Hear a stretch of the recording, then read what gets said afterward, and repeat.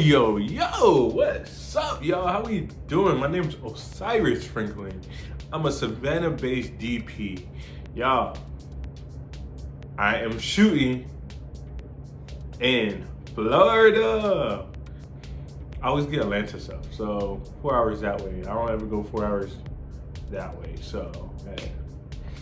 But this is one of my returning clients. I love having returning clients because that means you're doing something good.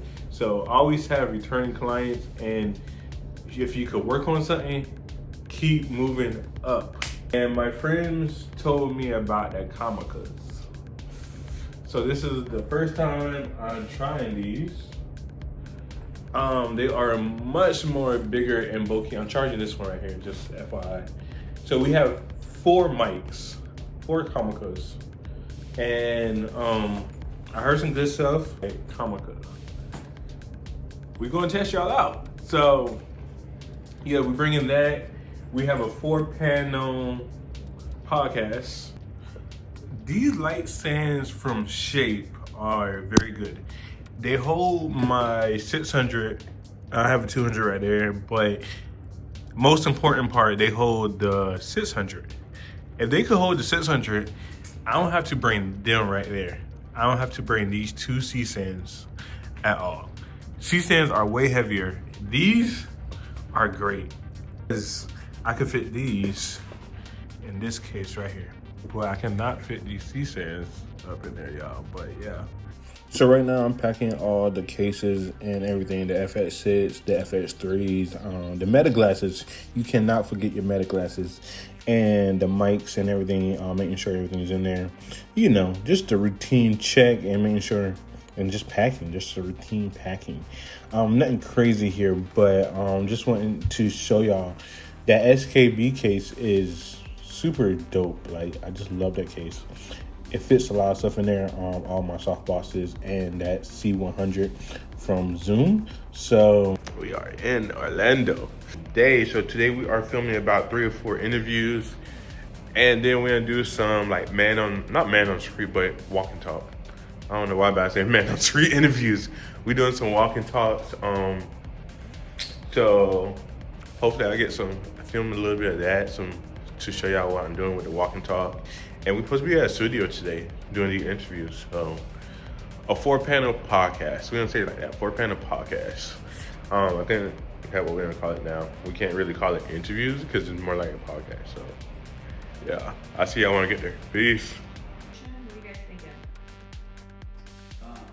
Because I feel like this is all going to be up there. I feel like the smart devices, just because we have that over there, maybe we need to talk about the new platform. In the 24mm for this wide shot, it was perfect. They didn't need nothing wider or nothing tighter. One thing about filming 5 people as a panel discussion or as a podcast setup is really fun, but when they are this close together and you don't have multiple 70 to 200, it would have been pretty nice. Like, I think I should have put the 24 to 105 on the FX6 and put the 70 to 200 on the FX3 that was panning. I think that was my mistake on there, but I think I'm just so used to having that 70 to 200 on the FX6. It just became like second nature. Okay, yeah, I'm putting the 7200 on that FX6. So that was my mistake for the shoot right. It would have been better for me to put the 7200 on the FX3 and the 24 to 105 on the FX6, but that was my mistake right there. We always do make mistakes in production. You don't try to make a lot of mistakes in production, but it does happen because we are human. So don't beat yourself up over it if you do make mistakes in your production. What you see right now, we are getting ready to do a little demonstration of some wall lights. How it will work for your smart home, make your home even smarter. They are real cool. I like them. I'm like, man, I might need to get some for my house. But yeah, That's what we are doing right now, but we just using a 1-camera setup. We using the FX6 for the 7200. Y'all can see that. Y'all see the other 2 FX3s are still at their little locations, and I boomed that 600 up into the air. No, that's not the 600. That is the 200. I boomed the 200 up in the air to just give it a little bit more feel. We didn't need a lot of light because that house was lit. That house was lit up, and it wasn't a lot of shadows either. So we had natural light come in from the windows. Got my lights, and then we did have the overhead lights because the overhead lights was not hurting nothing. So I like, let's leave it. And if y'all look at the ground over there, y'all see the C100.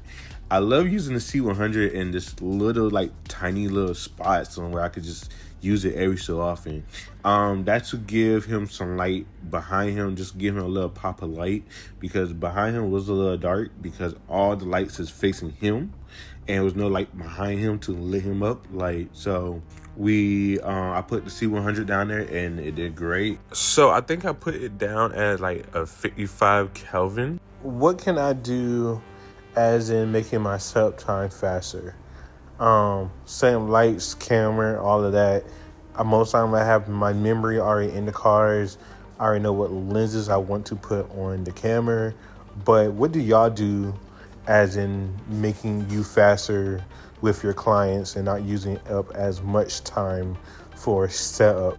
And what is your favorite lights to use for your production? I know some people use the Aputure, Nanlite, GVMs. Like, what do y'all use in y'all production? Why I love doing videography is a little bit of everything.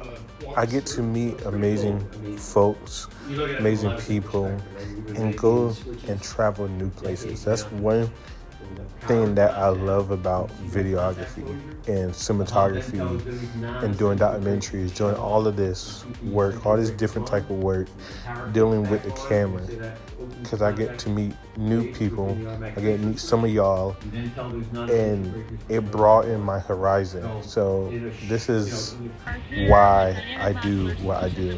But here's some videos we did some videos with the Osmo Pocket, and this is how they look. We did mic both of the talent, because this is more like social media content right here with the Osmo Pocket, and we are just using the Osmo Pocket and DJI mics. A very simple setup, no lights, no nothing like that. Very easy, nothing crazy. Sometimes your clients want something like this, so yeah. So we are here in Lake Nona at the Leviton Life Experience Home. Whoa, our minds are blown by all of the amazing technology. And I have to say, Greg, super amazing guy, showing us all these different pieces, all these different components, how easily you walk into a bedroom, an office, and not only can you use your voice as technology, but the lights go on by themselves. What do you think? I love it. It's awesome. This is exactly what everybody needs, right? Yes. And the greatest part about it is we're talking pennies on the dollars to be able to install these things. There are ones that are battery operated, like Greg showed us. Not only that, you can talk with Wesco, Leviton, and you can actually get more education on their websites in order to figure out how to get smart technology in your home, just starting with lighting. Awesome. Let's do it. Let's do it.